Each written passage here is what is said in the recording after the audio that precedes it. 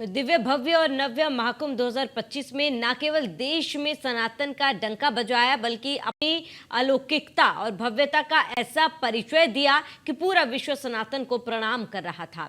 वहीं हालांकि इस महाकुंभ में कुछ अपवाद भी रहे और वो ये कि सोशल मीडिया पर वायरल बाबा उनमें से एक था, जहां खूबसूरत साध्वी हर्षा रिछारिया जिसके प्रयाग की धरती पर आने से ही साधु संत में 2 फाड़ तक होने की नौबत आ गई।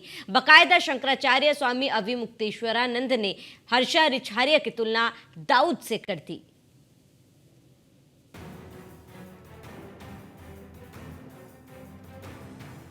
दाऊद से जोड़ा हर्षा का नाम, शंकराचार्य पर संतों का संग्राम। महाकुंभ की धरती यानी प्रयाग में वायरल होने वाले बाबाओं की फौज कम नहीं थी। चाहे वो आई-18 बाबा हो या फिर बिना साध्वी बने सबको अपनी ओर आकर्षित करने वाली हर्षा रिछारिया हो। यही वजह थी कि पहले वो सोशल मीडिया सेंसेशन बनी, फिर विवादों में पड़ गई। जूना अखाड़े से उनको निकाल तक दिया गया, लेकिन फिर भी महाकुंभ में वो बनी रहीं और कहती रहीं कि वो साध्वी है नहीं। इसी को लेकर जब न्यूज़ वन इंडिया के अनकट विद अनुराग चड्ढा कार्यक्रम में शंकराचार्य स्वामी अविमुक्तेश्वरानंद से सवाल किया गया तो वो भड़क गए। बकायदा उन्होंने हर्षा की तुलना डी कंपनी से कर दी, यानी दाऊद इब्राहिम से कर दी। सुनिए।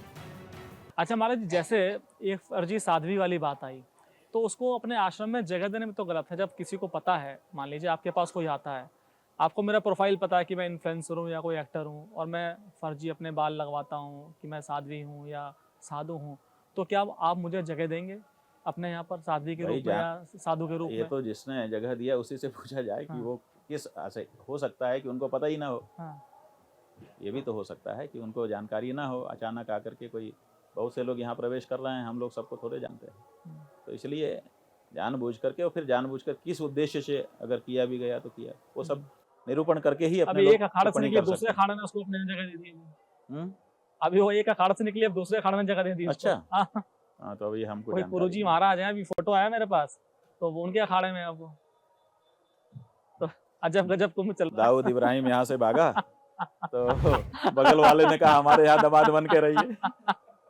क्या दिक्कत है, वो तो दामाद ही रहा, जब तक यहाँ रहा यहाँ का, जब तक वहाँ गया वहाँ। एक बाबा का लेकिन एक बाबा का डैमेज नहीं देख पाए दूसरे बाबा की भी कितना डैमेज हो गया, उनका कितना डैमेज होगा। भाई दाऊद इब्राहिम को जो रखता है वो तो डैमेज ही होगा ना। इसमें क्या कहें, व्यक्ति के और संस्था के बारे में नहीं बोलना चाहिए, जो बात थी वो बोल दी गई थी।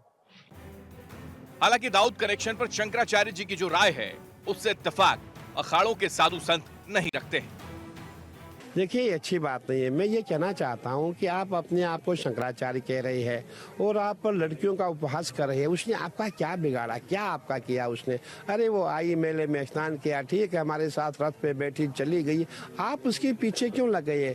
आप संत है, महात्मा है, हम कन्याओं का पूजन करते हैं, हम कामाख्या जाते हैं और वहाँ कुंवारी पूजन होता है।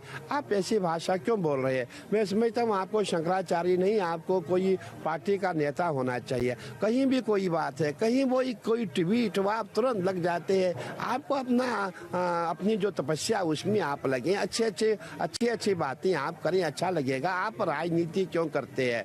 देखिए, मैं उनको बहुत मानता था और मैंने कभी भी उनके खिलाफ करीबन 2 साल से बोलना बंद किया था। जब हर्षा पे उन्होंने बोलना शुरू किया तो मैंने भी उनके लिए फिर मोर्चा खोल दिया। अरे आप कन्याओं के पीछे लगे, भाई हर्षा ने तुम्हारा क्या बिगाड़ा? मैं कहना चाहूंगा हमारे शंकराचार्य ने कभी ऐसा नहीं कहा। जितने भी हमारे जो प्रयागराज मेले में मुसलमान बन के भगवा पहन के साधु घूम रहे हैं उनके लिए नहीं कहा, जो वहाँ पर यूट्यूबर संतों को बदनाम कर रहे थे उनके लिए नहीं कहा। आपने देखा होगा जितने वहाँ पर हमारे यूट्यूबर आए थे उन्होंने हमेशा संतों को बदनाम किया। जो शराब पीने वाला संत उसको दिखाया, सुल्फा पीने वाले को दिखाया, नकली को दिखाया, फर्जी को दिखाया। मतलब कि उन्होंने ऐसा प्रयास किया कि सनातन की धज्जियां उड़ाई जाए। तब हमारे शंकराचार्य जी कुछ नहीं बोलते हैं और आप एक लड़की के पीछे लगे हुए हो। मैं समझता हूँ ये अच्छी बात नहीं है, इनको जो है ऐसा नहीं करना चाहिए। उन्होंने जो तुलना की है वो बहुत ही निंदनीय है। किसी भी बेटी के ऊपर बिना साक्ष्य मिले हुए, बिना सबूत के